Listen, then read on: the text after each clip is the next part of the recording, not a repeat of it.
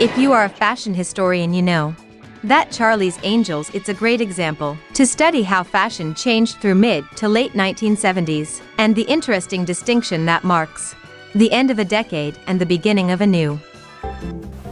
Something that was very common in the 20th century, but we haven't seen it yet in the 21st century.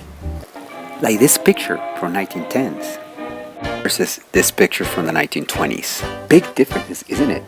But how about this picture from 2006 versus all the way to early 2020s? Seems like the difference in fashion between 2000s and early 2020s, it is a face mask, but that's another story. We interrupt this program for a special news bulletin. Everywhere we look, companies are trying to get us to buy something. Not because we need it, but because it looks good or it's cheap. Consuming so much is wrecking the planet. Wow, in the age of massive fashion consumerism and waste, spend all that money to just look the same. It's insane, isn't it? If you want to learn more about it, check this other video.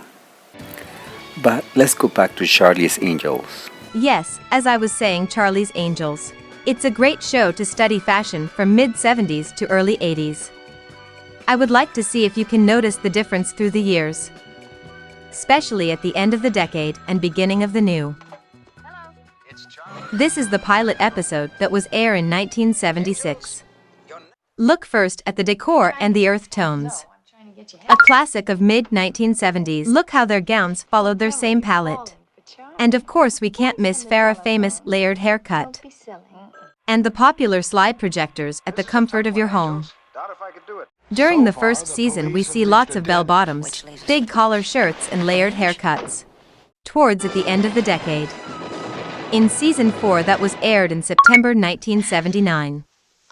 We see a brighter palette that looked more 80s. But still we see blazers with wide collar shirts, jacket dresses, but with a looser style. Would you like some coffee? No, Pants became narrowed and more fitted. Look at the decor has a lighter, more terrarium look. Now to celebrate season 5 and the new decade, that was aired in November 1980. First, check at the decor lighter tones, pastels and grays palette with oriental designs. Let's go back to see Kelly or Jaclyn Smith style.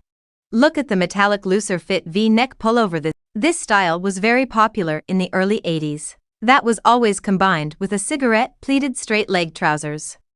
A very 50s classic look that made a comeback and become the antagonist of wide leg jumpsuit of the 70s.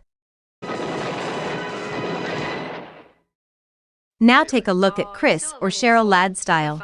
Check how her blazer sleeves are rolled up and the collar it's upturned. A very 80s popular trend. Now let's go back to Kelly's hairstyle. She got a 80s classic hairstyle of the previous 70s shag version. She got less layers and curled up than her 70s style. Something that marked the distinction into the turn of the new 80s decade. It's Julie or Tanya Roberts' outfit. Take a look at her cigarette or skinny jeans and her lavender pastel sweatshirt. Sport or workout clothes became very popular in the early 80s. This episode it's called Angels in Hiding, where Julie joined the team. This was the last season's first episode. Before we finish, check out the different intros to see the changes in fashion through the years. My name is Charlie.